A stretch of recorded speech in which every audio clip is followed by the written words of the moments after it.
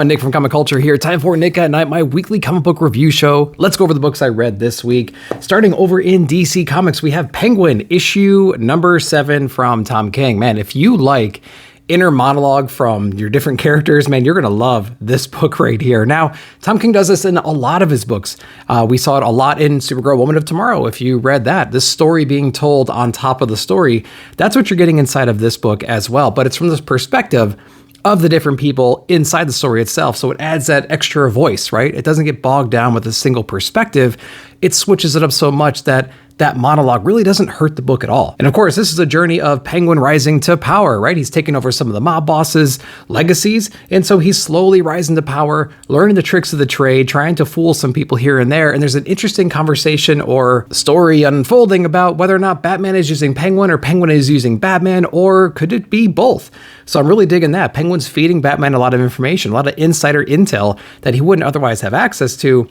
Batman's taking care of some of the competition for Penguin to rise to power. So it's a really cool story going on. Amazing, creepy ass artwork as well. So good. I'm loving everything about this book. Penguin, issue number 7. Definitely check that one out, even if you don't like Tom King's writing, because it's one of the best DC books out right now. Make sure to read it. Speaking of one of the best DC books out there, another Batman book. Wouldn't you know? Detective Comics from Ram V. We have a slew of creators on this book because, again, we have a couple different stories being told right here. Batman is still in the desert right now. Talia actually took him out there to kind of resurrect him of sorts. And so that's what we're doing right now. We're facing a lot of demons, whether they're metaphorical, they're literal. It doesn't really matter, honestly. He's trying to rise back up and become more than just the Batman, more than just Bruce Wayne, or whatever the combination of those two avatars equated to in the past, right? He's trying to rise back up and find new meaning to his existence. Dr. Hurt is actually featured in here as well, and that's a character I have a blind spot for, so I'm glad that he was introduced into this run. There's some question stuff in here, but it's the newest version of Question, which I'm digging as well. Cool little detective flair. The art shift is really cool between these two stories, and they actually complement each other in a way. You know, we see some stuff happening to Bruce and his Batman persona, but then we see something that the Question is going through. We get some Cassandra Cain in here as well, which is really awesome. You know, they're still back there at Gotham right now trying to take care of some stuff, and then we get another story with Dr. Hurt, like I mentioned before. So it's just really cool what's happening in here. We get 3 different stories, all loosely tied together, but complement each other in a really interesting way. Yeah, Detective Comics, what a treat. What a treat it's been from Ram V and team, man. Definitely be checking this one out. Let's swing over to Marvel for Spider-Punk issue number 1. Now, I went ahead and picked this one up because the covers look great. So it sold me just on that alone. I see Cody Ziegler's on here. I'm loving the Miles run.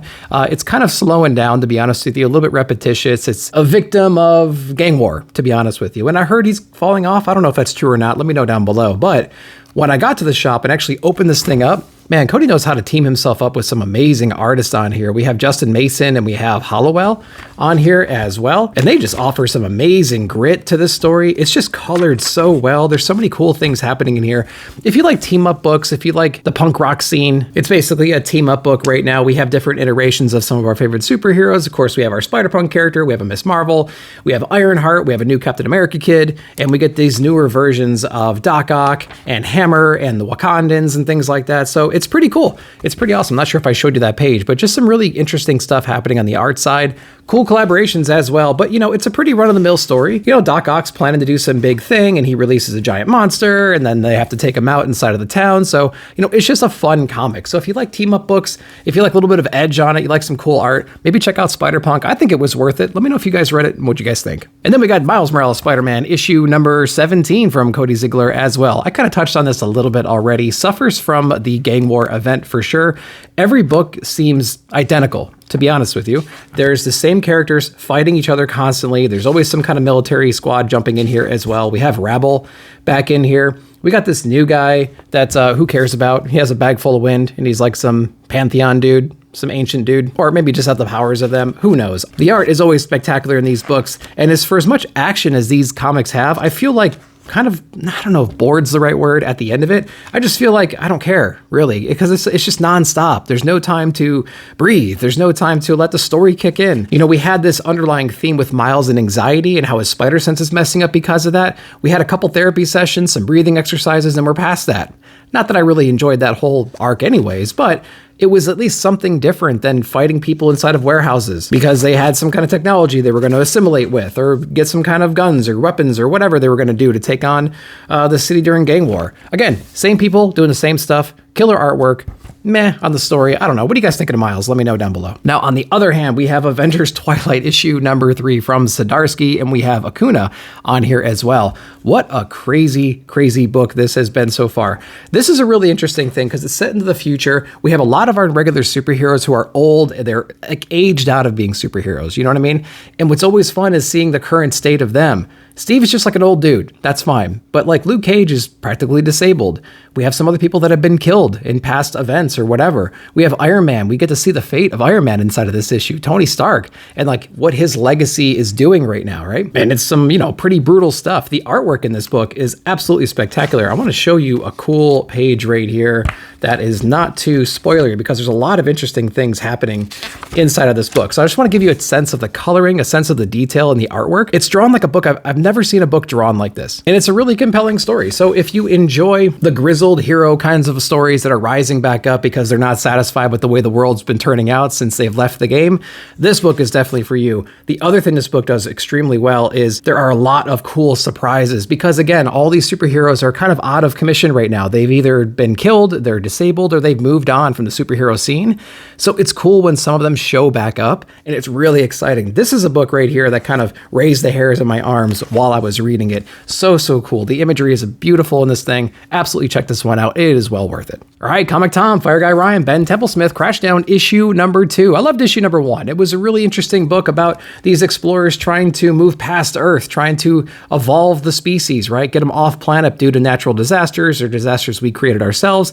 Now we're trying to see if there's other planets out there that could sustain life. Of course, there's this really interesting political thing going on underneath that we're still unraveling right now. And there's some really tough decisions being made inside of this one because of a failed attempt to reach the land. We had some early explorers go down. Of course, they were met with like this giant monster that we've been seeing on all these covers right here. And so it's like, now what the hell do we do? They're facing their own issues as well on this big spacecraft that they use to travel here. And so there's some pretty shocking things that happen in there. So props to those guys, man, for creating a story with many different layers to it and levels and everything. I'm really enjoying what's going on. The artwork is super creepy inside of this issue, and it really makes like that hopelessness or that isolation feel real and natural. I like that. Some of the conversations that are happening as well, I'm like, yeah, that's probably how it would actually go if this was like real life.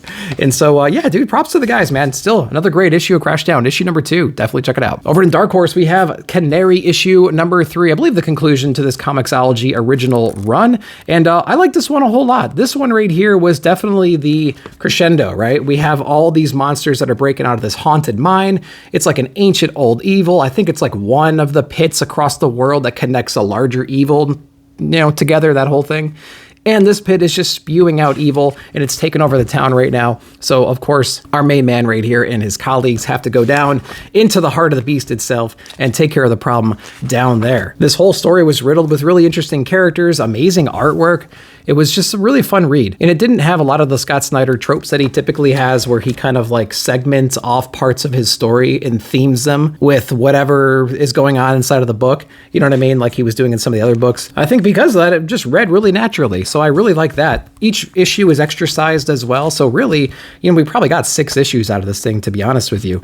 Again, the interior artwork is insane. So if you like demonology stuff, if you like Western books, definitely pick this one up. Canary was well worth it if you're into that kind of stuff. So let me know if you read it down below. All right, we have Zoe Thorogood on Hack/Back to School issue number 3. I don't think anybody else can pull off a book like this. This book still feels like her self-autobiography because I feel like there's some moments inside of this book that are undeniably personal, to be honest with you. And so maybe I'm completely wrong. Maybe she just understands different perspectives and she has this kind of like overall vision.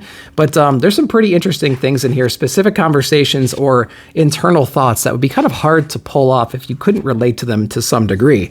But again, this book is chopped full of charm, crazy situations, hilarious scenarios, things like that. We basically have a Demon Slayer X-Men team kind of thing going on right now, investigating this possession demon, this demon that can actually take people over, and it's like killing all these families families and things like that. And so each clue sends them down a different path. They find whatever monster or demon is messing around with those people. They slay it, but like the ultimate demon is still around and they're trying to figure out what to do about that. So it's really, really cool. All the characters have a really unique voice. They're all drawn very well. She has a real delicate line and she's got amazing coloring in this book as well. So this book was quite a treat. I'm digging it. Does it take some, liberties in the storytelling? Absolutely. But at the end of the day, it's a fun book that I don't think you're going to regret reading, which is, sometimes all you can do in today's comics, to be honest with you. But definitely check this one out. Back to School, Zoe Thorogood doing some amazing work. It's awesome. Joshua Williamson on Duke. We have issue number 3. Man, Baroness is on the scene inside of this book. Introduced to her in the previous issue, just in the last couple of pages. And definitely she gets put to good use inside of this issue. We get a little backstory on who Baroness is in case no one's familiar with her. And yeah, that was very well done. Of course, Baroness and Duke and some other folks have to team up. Their base is being infiltrated right now. There's a lot of action in this book. Such good coloring as well. I like the art style inside of this book. The coloring changes very, very quickly. So we have this, we're stuck in the dark. We're in this pit jail cell kind of a scene, but the next scene, it's like explosive, gunfire everywhere, explosions, things like that. So it's very well paced, and the art and the colors and the visuals and the compositions, match the theme or match the pace of the story, which is really cool. So I think they're doing a good job with that. Again, I'm not like the biggest G.I. Joe fan. I don't know all the characters. So when someone's introduced, I have this thing in my head where I'm like, oh, people who know are really going to love this. But for me, I'm going to have to just assume this is a big deal. And that's kind of my experience with a lot of these books so far, Cobra Commander, Transformers, G.I. Joe, but I'm still having a great time reading these books. And this is probably my favorite issue of the 3 so far. So Duke, check it out. All right, let's check out Ice Cream Man, issue number 38. W. Maxwell Prince, Marazzo, and O'Halloran are on this one. This is a really cool cover right here. Just multiple dudes just climbing out of this guy's face everywhere. So we're basically dealing with this prison of repetition. We have Gary on here, and this issue really reminded me of Rick and Morty's Jerry-ish episode where they go on an adventure and they don't want to have to deal with Jerry, so they put him in the Jerry daycare, and there's all these different versions of Jerry just hanging out, and they've accepted their fate essentially, but every once in a while one of them kind of snaps, right? This is the exact same thing. We're following Gary in here, and there's basically this mental prison. There's all these different variations of Gary in here assigned to do a very specific job and eat the same thing, do the same thing day after day, and not question existence, not question what's outside, beyond the boundary, beyond the unknown, not to question that, just live in this little safe bubble. There's a lot of themes in this book that are overlaying on top of each other, I think. Towards the end of this book, there's a Garden of Eden kind of a theme. There's a, fear of the unknown kind of thing in here as well. Some of the Garys start breaking down and start leaking secrets about what exists outside. What are they not telling us? Why do we only eat vanilla ice cream? There's other flavors out there.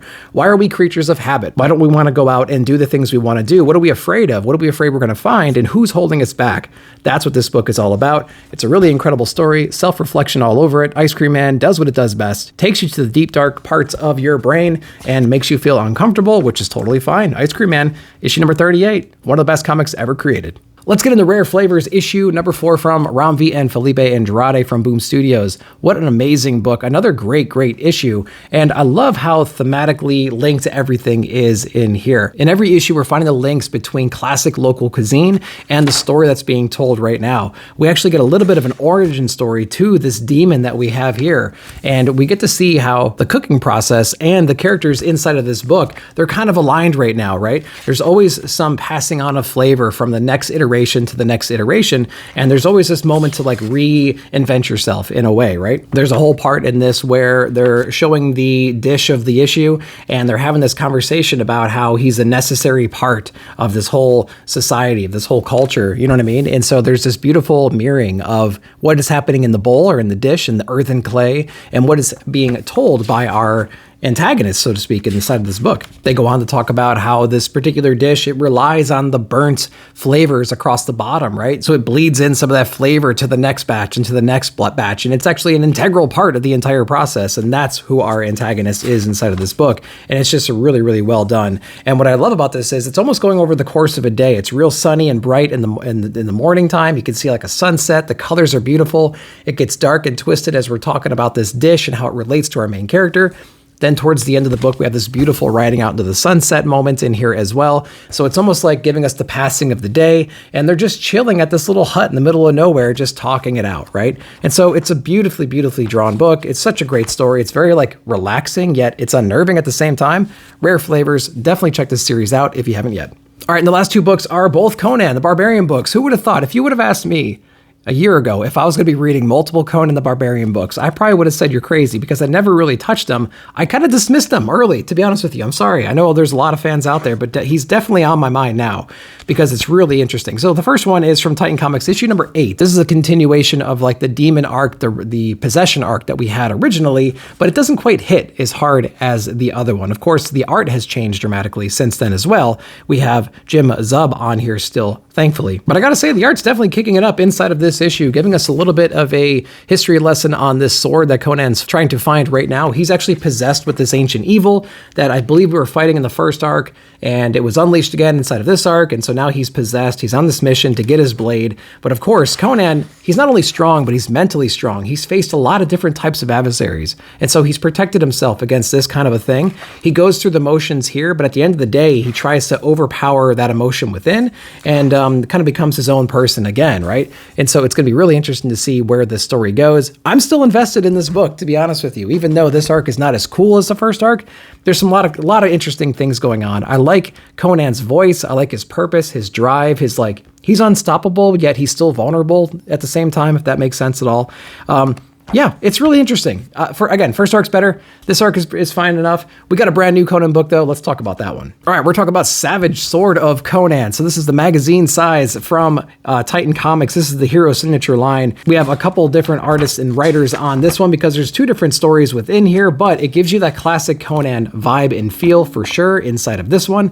It's black and white, newspaper print. Cool story. He's basically been hired by this one king right now with the promises of gold. They're going to go take on this other kingdom right here. He hired this one lady who's like a master at creating catapults and things like that. So of course there's some kind of tension between them, and we get to see that play out a little bit as well. And of course we get some soldiers that are jealous about that whole thing. We get the king's right-hand men having to deal with this, and there's also some lies and deception, who would have thought, that are happening inside the story. And we get to see that play out as Conan investigates further this kingdom that we're invading right now.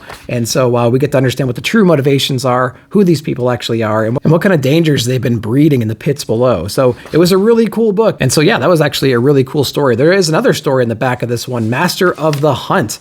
This one is a slightly different time period. This one's actually featuring Solomon Kane. He's traveling in, he's hired help. There's this beast that's coming out on All Hallows Eve, and there's like a bartender guy talking to some other people about how evil lurks and things like that, but also the light rises as well. So rises to the occasion, you know what I mean? There's a beast that travels around, starts slaughtering a bunch of people, ends up kidnapping this little boy of the family that he's staying with right now. And so Conan's doing what Conan does, or Solomon Kane rather, is doing what Solomon Kane does. And he goes out there trying to look for this beast and take it head on, of course, right? And so, it was really compelling as well. It wasn't as good, I don't think, as the first story in here, and it's about a third as long, to be honest with you. But Conan and the Dragon Horde, the first story inside this book, definitely worth that one. It's an expensive boy though, man, $7, but it's oversized, it's newspaper print. You get 2 different stories. One's probably twice as long as the standard book. Black and white, newspaper print. I'll let you guys figure that one out. I had a hell of a time reading it. I thought it was great. What'd you guys think? All right, guys, so that's what I read this week, and those are my thoughts. I hope you enjoyed that. Let me know down below what you read and what your favorite books of the week were. Of course, while you're down there, like, subscribe, share, hit that bell notification to be alerted whenever I put out new videos. Thanks again for watching. We'll see you in the comments.